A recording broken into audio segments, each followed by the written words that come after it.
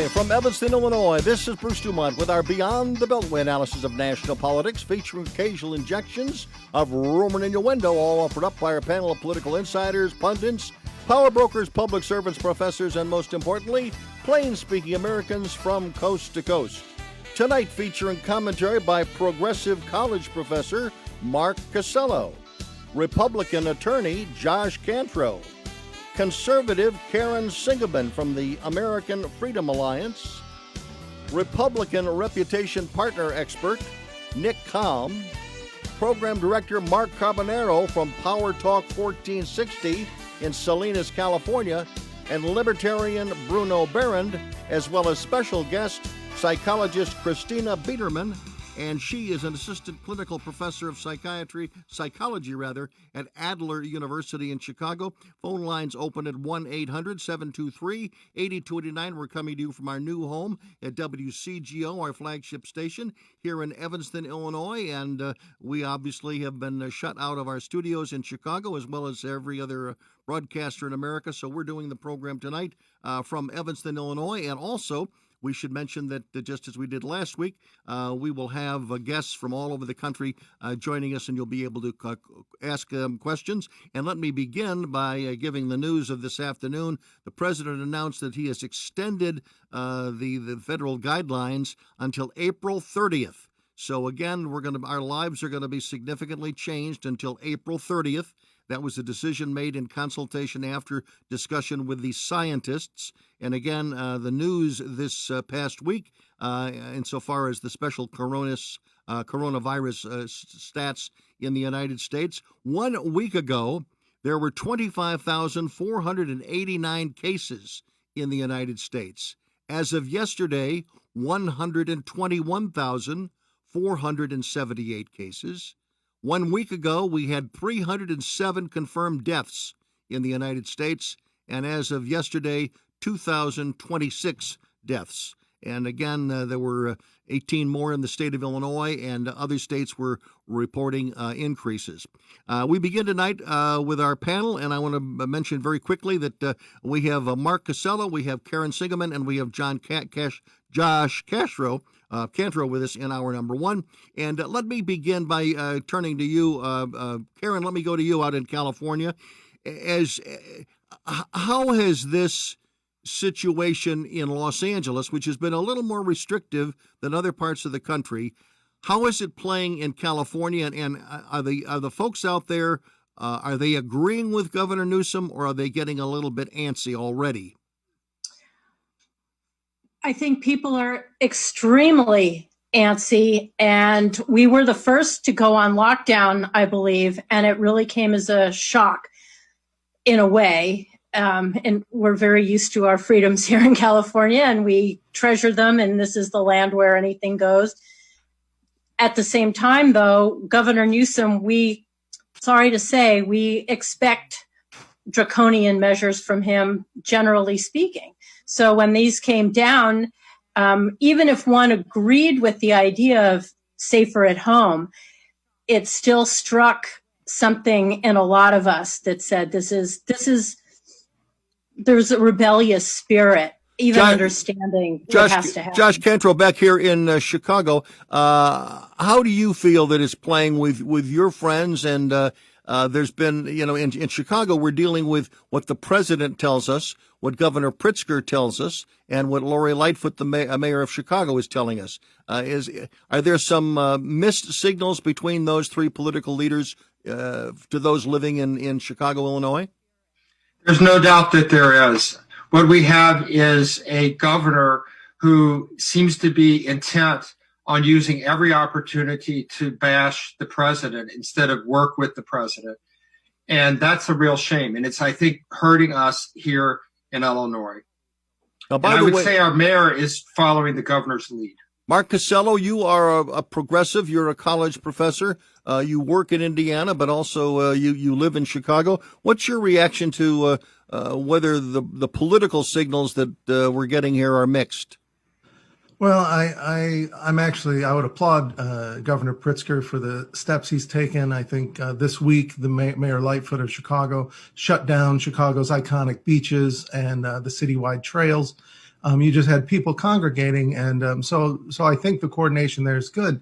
What I'm depressed about or saddened about is a lack of a holistic view coming from the federal government. I don't hear the comprehensive plan coming fully articulated from the administration. I see there's a lot of pieces moving, but I worry that it's not a holistic plan at this point. Okay, we've got the president saying it's going to be, he's extending it to April 30th. Some Democrats, many Democrats, and many in the media were just hysterical this week when the president suggested that he had a hope that maybe he could get things open by Easter. And then the discussion between is the president going to listen to the scientists or is he going to listen to his political advisor? It seems to me that the president, at least in recent weeks, has been consistent, Karen. He's going to listen to the scientists. I think what he has to do is listen to all of it, talking about holistic. This is a health issue. It's an economic issue. It's a mental health issue. It's a societal issue. It's a freedom issue. And the only person who can make those calls in how to balance all that is the president. It's not simply an epidemiological issue. It's not simply an economic issue. You mentioned political. It's certainly not only a political issue. And I'm glad to see he's sort of putting politics aside. It's a matter of balancing all of these things. Mental health from being shut away from everybody isn't a trivial thing. Economic collapse isn't a trivial thing. How do you balance that versus X number of deaths when we keep hearing, any number of deaths is a horrible thing. I get that. But we keep hearing the models being revised downward. Nobody really knows what's going to happen. All we can watch is Italy, which has a completely different demographic from us and different conditions, different situations. So I think he is listening to the scientists, the epidemiologists. He's also listening to the people. He's listening to governors, mayors, and he's the only one who can really synthesize all of this and make that call. And I think he's doing a great job shifting as required. Josh, you're a conservative Republican. This $2.2 trillion federal bill that passed this week, were you satisfied with it? There was a lot of liberal pork in there, but again, did it get to the level that it needs to get to deal with the problem? And how long is that money gonna last? If this thing continues through April or May or 2 or 3 months from now, there's going to be maybe 2 or 3 other pieces of legislation that are going to be needed, right? Oh, this is just the start of it. And look, yes, it did have some liberal pork in there, but I have been a deficit hawk, but this is the time for the government to be spending money. So I did support it ultimately. And if we think that this is the last that we're going to see of stimulus, I think that's mistaken. If these measures continue and these lockdowns continue, the government is really the only answer. What I'm hoping for, to get back to Karen's point, is that the president listens not only to the scientists, but also listens to the economists, because I'm afraid that we're going to end up killing more people by killing the economy. Okay. When we come back, I want you to elaborate on that. 1-800-723-8029, wherever you're listening from coast to coast. Also, give us a call or weigh in on Facebook. Comments coming in. There are everyday actions to help prevent the spread of respiratory diseases. Wash your hands. Avoid close contact with people who are sick. Avoid touching your eyes, nose, and mouth. Stay home when you are sick. Cover your cough or sneeze. Clean and disinfect frequently touched objects with household cleaning spray. For more information, visit cdc.gov/COVID-19. This message brought to you by the National Association of Broadcasters and this station. A line is a powerful thing. It connects the global economy to your living room. Cleaner air to stronger markets. Factory floors to less crowded roads. Today's progress to tomorrow's promise. Norfolk Southern.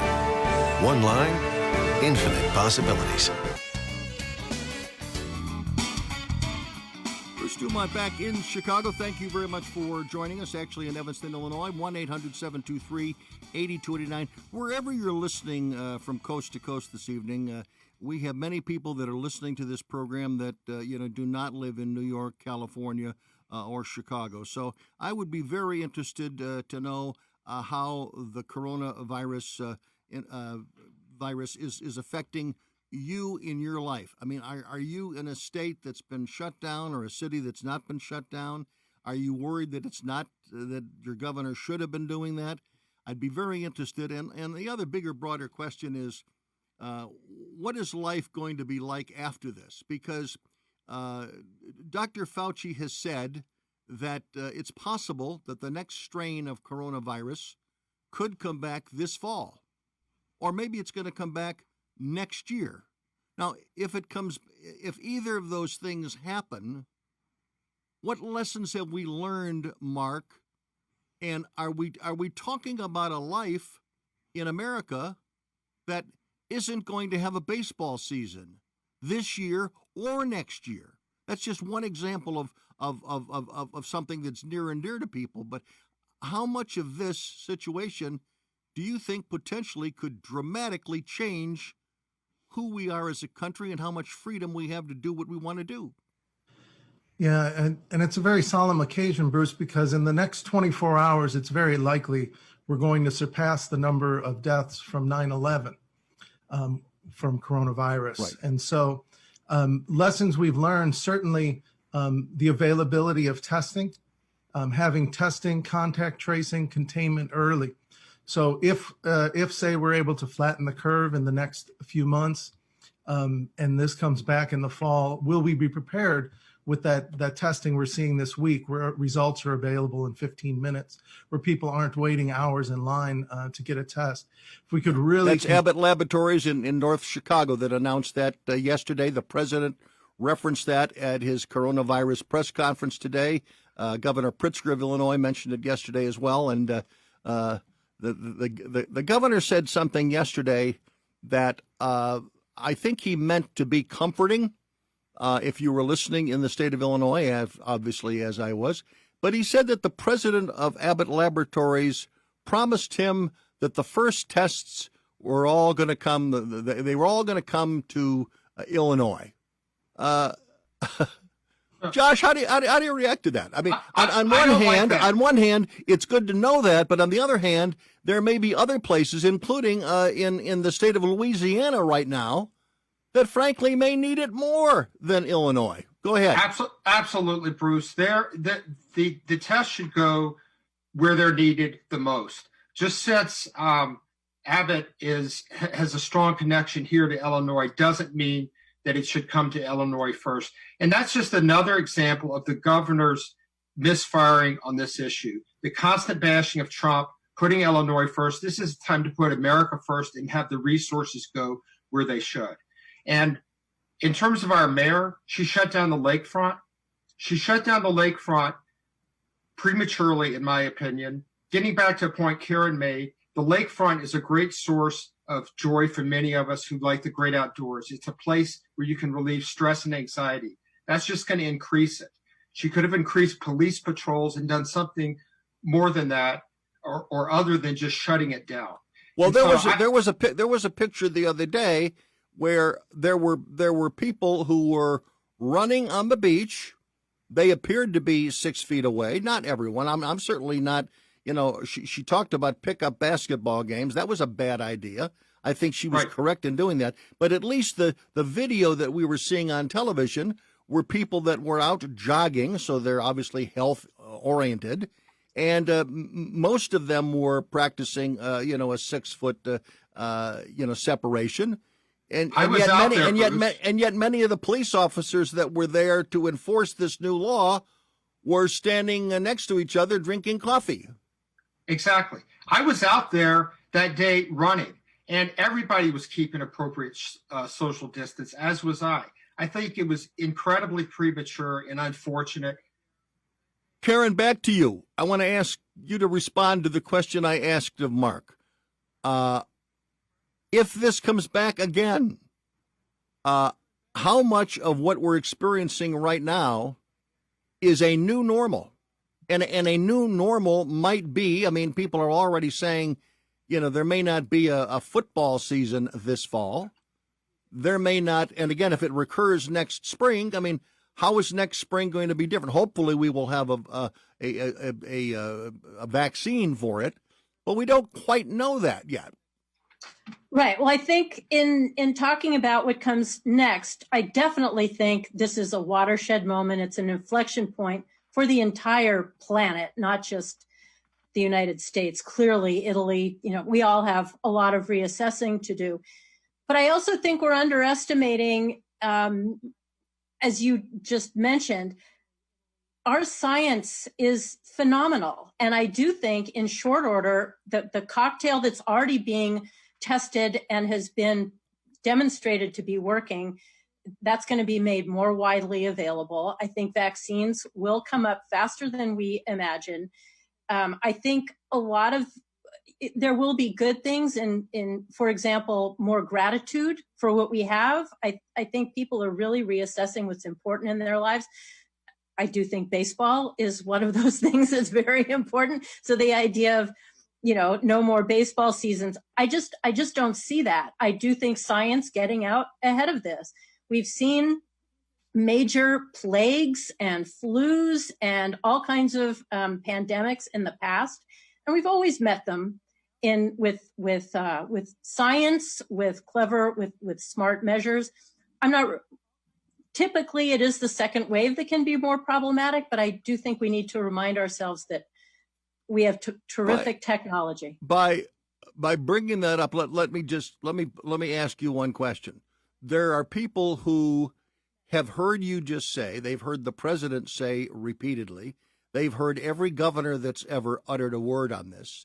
They've talked about the hardworking and the greatness of the scientists and the medical people that they are in touch with, whether it's Gavin Newsom or J.B. Pritzker or Donald Trump. Everyone is raving about the greatness of American public health. And yet there may be people listening to this show this evening that would say, okay, if American public health is so great, why don't we have tests? Why is it there was a report this afternoon that of 21,000 N85 masks or 95 masks in the state of California, they were all expired. I mean, how does that happen if the public health people in California didn't know that? Well, California is a particularly egregious example in that the masks, we had a huge stockpile of ventilators that were amassed under Governor Schwarzenegger, and all of that was allowed to lapse under the infinite wisdom of Governor Jerry Brown. So when we talk about America, I think we need to look at smaller localities and decisions that are made there. Some hospitals are better equipped than others. Some states are better equipped than others. Yes, the scientists are going to be ahead in the medicine because they're the proactive ones. But when it comes to mechanisms of prevention, I think we're not as eager to get on those bandwagons, unfortunately. Is this going to be? We should have had masks everywhere. It's nice to look at cures. It's less romantic to just stockpile preventative measures. Josh, what are the changes that you expect in the wake of this, especially if there's the possibility that this thing may come back? And I don't think that's being an alarmist to say that, because frankly, that's something that Dr. Fauci has suggested might happen.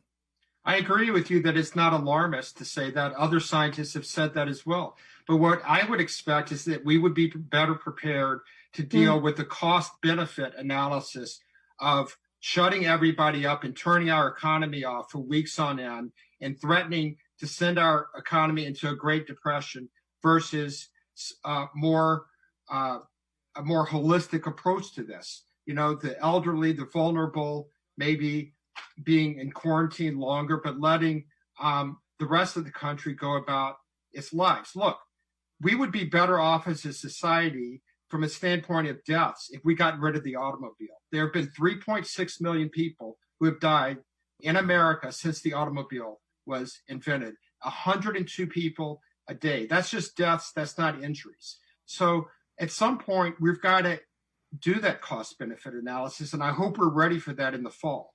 Do you think enough people are taking it seriously, Mark? Yeah, and back to what Josh had said, I don't think the mayor was premature in closing down those beaches. People are not taking it seriously, Bruce. For example, I ventured out for the first time in over a week. The grocery stores are at capacity. The hardware stores are at capacity. People, maybe they're counting on the science, maybe they're not taking it seriously, but to Josh's point, I understand the cost benefit analysis, but had we just locked down, if people would just stay inside for 4 weeks, 6 weeks, these numbers could be infinitely smaller. But right now, we're on track, for exponential growth in the coming weeks. And people have to go to the grocery store. Right. There should be clear direction from the federal government. Go to the grocery store once per week or once every 2 weeks. There should be clear directives. Now, by the way, let me just interject here that at the top of the hour, we're going to be joined by a clinical psychologist, and we're going to look at the psychological and the mental health that is being affected in this country by this lockdown in many parts of the country. What do you do if you're locked in your apartment all by yourself? Or what happens if you're locked in your apartment with someone you don't get along with? There's a lot of stress out there. We will be dealing with it with this doctor who's coming up at the top of the hour. We will. Flintstones, meet the Flintstones. They're the modern Sonic family. From the town of Beltway. Meet George Jetson. His boy Elroy. With instant acceleration, electric cars are more fun to drive and more affordable than ever. Electric cars are here. Plug in to the present.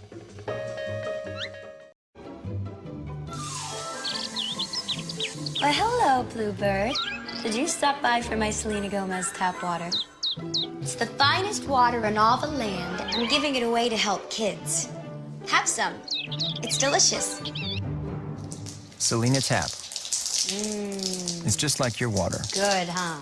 But you can feed imaginary cartoon birds with it. So good. Get Celebrity Tap and help UNICEF provide clean water to millions of children in need at uniceftaproject.org.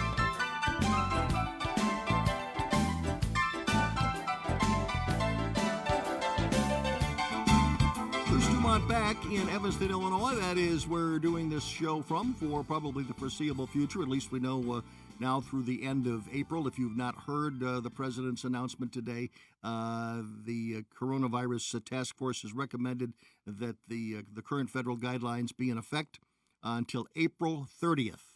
And the Dr. Fauci suggested that we may hit a peak sometime during the month of April.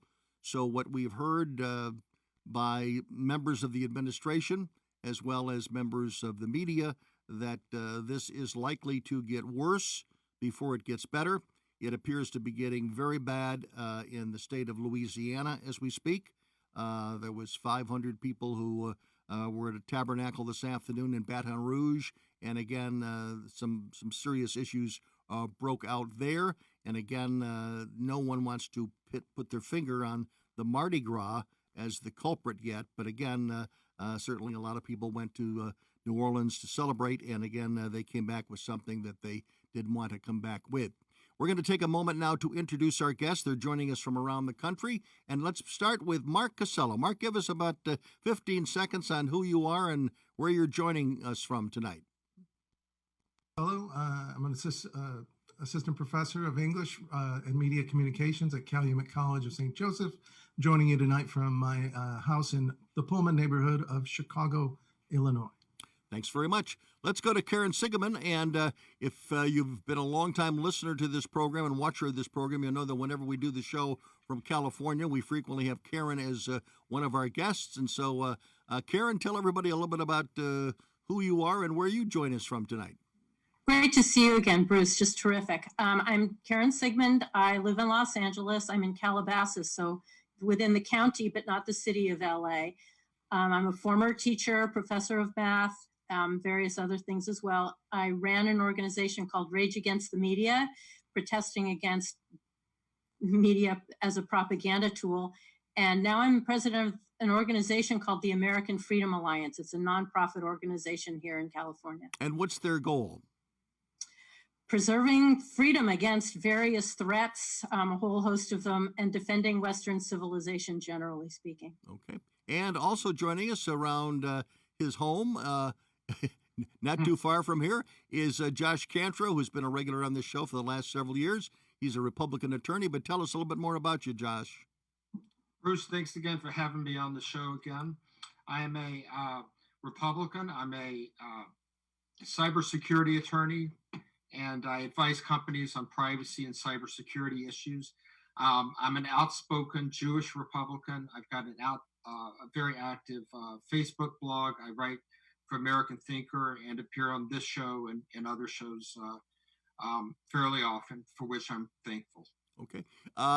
On the subject of the information we're receiving, Karen, I'm going to go to you. What grade would you give the media? And again, it's a very broad term. There's all kinds of people on all elements of the spectrum when you talk about media in the United States. But how do you think media in general have been responding to this American crisis? I think in large part they're responsible for it being such a crisis. As you say, we can't brush everybody with the same strokes, but there's no doubt in my mind that so many of our mainstream media corporations are far more interested in finding a way to bring down the president than actually disseminating information. Just case in point, when the president mentioned one of the drugs in the cocktail, hydrochloroquine, or yep. right? He mentioned this as a possible treatment, which has been known for quite some time and has been used effectively. Somebody took actually aquarium cleaner instead and died, obviously.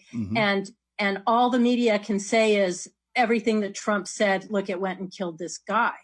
And his wife is in the hospital. So they're far more interested in blaming things on the president than actually disseminating real information. And I think this is really something we need to be very cautious of, is catastrophizing things. Not that this isn't a catastrophe, but there are ways of, again, I mentioned balance before. I think the media needs to approach things with greater balance. Okay. Mark, do you agree with any of what Karen just said?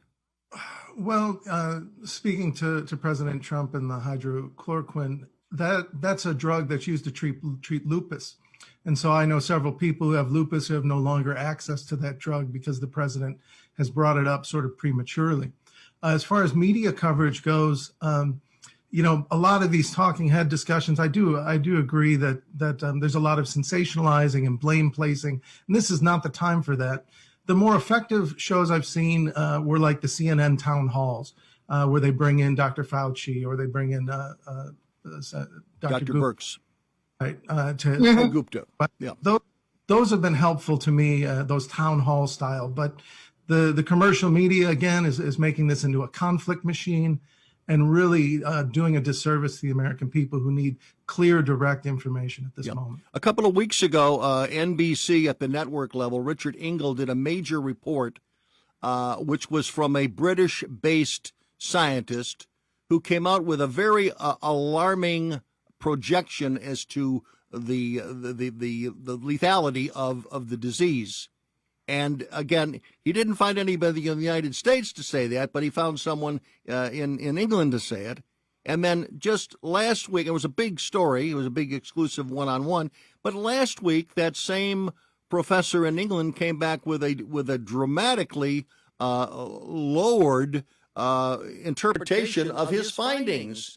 And that wasn't on the NBC News at all. I mean, it was because it had fallen into a narrative that this hydrochloroquine was going to be something that was being thrown out there. And I guess last week in New York, they had testing of 1,100 people.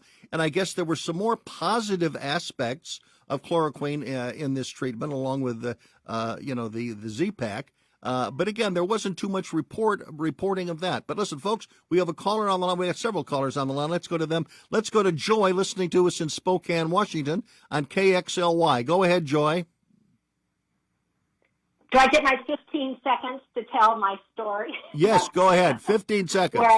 No. I was just talking to my son today, and we're in a very blessed situation, both of us, and so this may not be what, common for most, but I live in Spokane, Washington, and he lives in San Jose, California, but he was thinking that this may have a much longer-term effect on the workplace. He works for Apple. He's been there for almost 11 years, and so they're all working from home, but he said that he felt like that in many cases that management could then see that they could trust their employees to work at home. Yeah. And obviously it's not going to be for every industry, but at least for high tech. And we are lifelong Democrats, got it from my parents, got it from them. But he says, this can take us a step into some Green Deal kind of measures. The driving has been nothing. The noise pollution, the light pollution. Here in Spokane, we're seeing a real decrease in car accidents. And so I was trying to be very hopeful that perhaps companies could see that employees could work at home and maybe they stagger it so that in the future, half of the team comes 2 days a week, another comes 2 days a week. Or they work 3 days a week and they work 12 hours a day. Let's stay on the line. Go ahead, Josh. What is your reading on what Joy had to say about some of the workplace environment that might change in the wake of this? I think she's right. I think she made some good points there. This was already starting to happen. A lot of my clients are insurance companies, and many of them had already gone to the 2 or 3 day split where you're working in the office 2 days a week and from home 3 days a week. And I think that in my profession, the legal industry, we could see more of that as well. I wouldn't want to be in commercial real estate coming out of this, because I think folks are going to see that a lot can be accomplished on Zoom rather than in the office. Right. I'm also amazed that many of the casual dining facilities in the United States or fast food, they seem to have shifted to the possibility of take home or pick up or Grubhub delivery. That's been a big move within that industry even before coronavirus. And now the coronavirus almost sort of fed into maybe a strategy that a lot of food delivery places had in mind before it happened. I think that's right. I think food delivery, we're going to see a lot. This is going to be a disruptive event, and the historians are going to be able to look back and say how this changed the country. But I think, to your point, a lot of these trends were already happening, and it's just going to accelerate. Okay, let's go back. We're going to take another call. We have Kenton who joins us, and he is watching us and listening to us in Arizona tonight. He was actually a guest in studio. This is Kenton McCarthy, is it not? It is. All right, Kenton McCarthy, speak up because we can't hear you clearly, but tell us what observations you have from the great state of Arizona. Well, I'll give you a read on what's going on in Arizona. We're not in full lockdown yet, but there's two principal players. Governor Ducey is very reluctant to go on full lockdown. All right, Kenton, let me interrupt you because we're going to a break. I shouldn't have put you on at this moment, but stay on the line. We're going to have you back, and we'll follow up that when we come back. 1-800-723-8029 from coast to coast and border to border, weighing in on the coronavirus and how it's affecting you, and we'll get a report from Arizona when we continue live from Evanston, Illinois. Dallas, St. Louis, Nashville, Tuscaloosa. All major cities to feel the destruction caused by a direct hit from a tornado. Is Chicago next? It's not a question of if, but when, and the clock is ticking.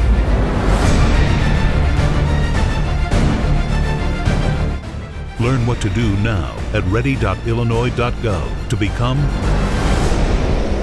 tornado ready.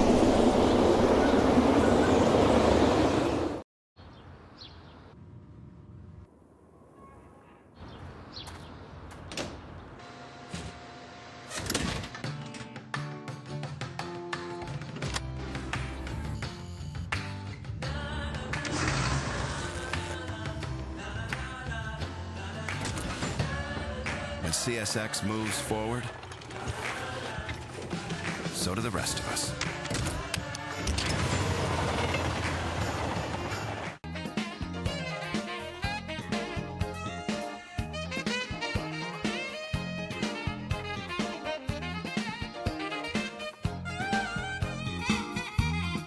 Bruce DuMont back in Evanston, Illinois. Thank you very much for joining us tonight.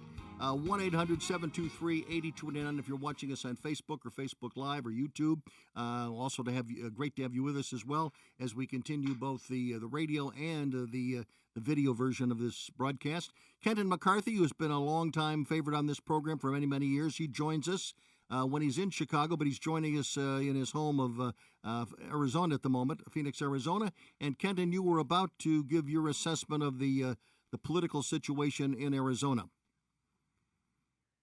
Briefly, the political scene is this. You've got Senator Sinema, who is of the full lockdown school, and you've got Governor Ducey, who is he's hanging tough on the we can manage it without a lockdown. So they go back and forth on Twitter all day long. Okay? Because what does a partial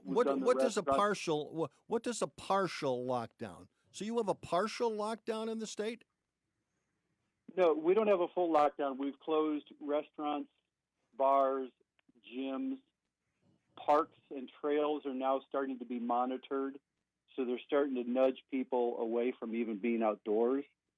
It's just the close proximity that I think unnerves them. But the economic impact in the restaurant and bar community has been staggering. And I don't know how long that can last or what it's going to look like on the other side.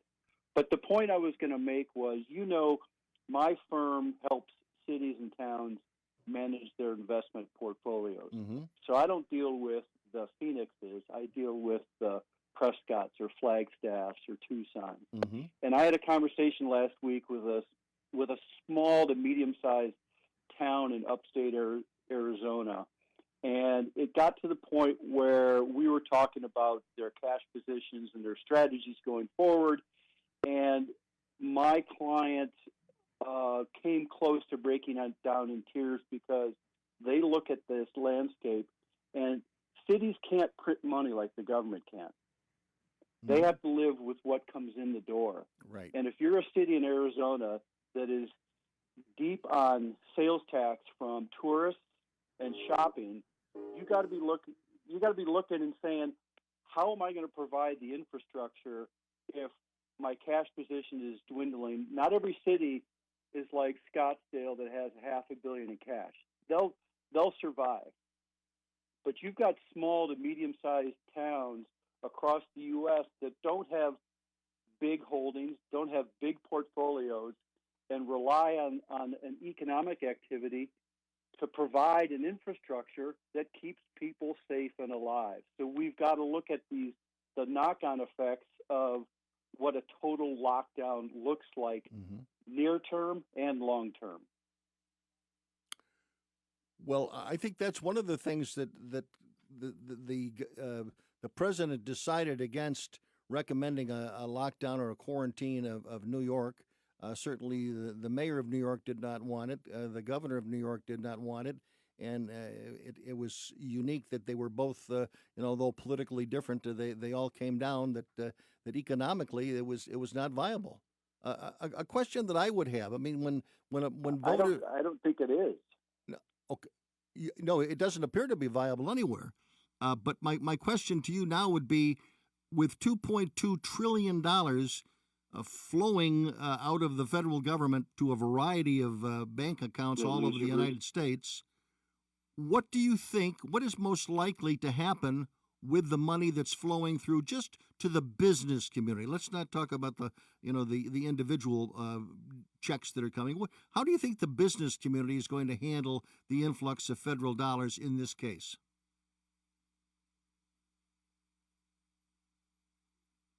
Are you there? Kenton is gone. Let me ask you, Josh, what's your answer to that question? Well, I think the business community, if you're looking at small businesses, this is a lifeline to keep them alive, to hopefully get them to the other side. Yeah. But again, as I said before, if this continues much longer, if these lockdowns continue, the shutdowns of the restaurant, I mean, they make maybe 10% of their money off takeout. There's going to have to be another infusion for these businesses. Yeah. Let's go to Larry in Myrtle Beach, South Carolina. Go ahead, Larry. You're on Beyond the Beltway. Good evening, Bruce. Just as a personal note to you, Bruce, I've always really enjoyed your show for years because you remind me very much of Tim Russert of Make the Press. Thank you. You're just even, level-headed, and down the middle, and I really enjoy that. Larry, let me just say, very quickly, that's one of the nicest things, one of the nicest compliments I have ever received in doing this program. But thank you very much. That means a great deal because I share your enthusiasm for the late great Tim Russert. Well, it was believe me, heartfelt what I said to you. Thank you. From South Carolina, the tourist trade in Myrtle Beach, of course, is dead. Hotels cannot accept people. No one is being allowed to come into town. So it's just destroying what was a very vibrant industry here. Now, I'll give you also some insights. I have two children, one of whom is a nurse and one of whom is an actuary for Blue Cross Blue Shield. Mm-hmm. Both have interesting lives as we speak. Our nursing daughter, she works with terminal cancer patients in Columbia, South Carolina, and she's just going back to work tomorrow after off for a few days, and she's anticipating they're going to be shuttling some of these terminal rooms and converting them into coronavirus victim rooms. So it's going to be a tenuous, difficult situation. Regarding my son being an actuary for Blue Cross Blue Shield, I'm pretty certain most of your audience and your guests will know what actuaries do, but they predict the future based on tables. Right. And they're particularly tied into the health environment. Right. All of their tables have been flipped upside down. They did not anticipate this black swan event. And it's been hellacious. They do not know how to predict premiums. They don't know how to predict lifespans anymore. It's just been a very difficult thing. I just hope the American public realizes who's to blame for this, and that is the communist Chinese. Whether it came from an open-air market or whether it came from the lab in Wuhan, the fact that they kept this under wraps for very important time frames, weeks and weeks and weeks, and they should have been alerting the entire world that this was coming. They are the cause of this, so I very much am doubtful that our relationship with China will ever be the same after this is over with. I thank you for that. And that's basically all I had to say. I thank you very, very much for that very important message. And again, thanks for the compliment. When we come back, we're going to talk about the impact of this on your mind. We have a psychologist coming up, and we're going to talk about how it's dealing with you every single day. Welcome to the world, 2116. You can fly across town in minutes, or across the globe in under an hour. Whole communities are living on Mars, and solar satellites provide Earth with unlimited clean power. In less than a century, Boeing took the world from seaplanes to space planes, across the universe and beyond. And if you thought that was amazing, you just wait.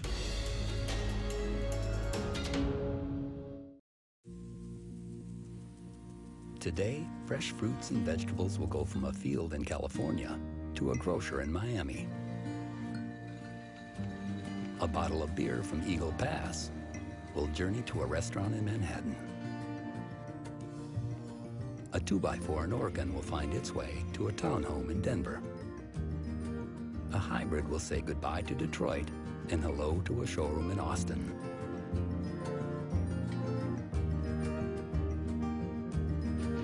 While a steel beam will leave a mill in Illinois for a high-rise in Phoenix.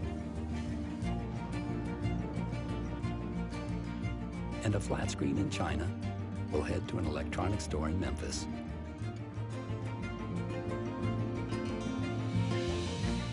Because today, as every day. Wherever you find business, you'll find us.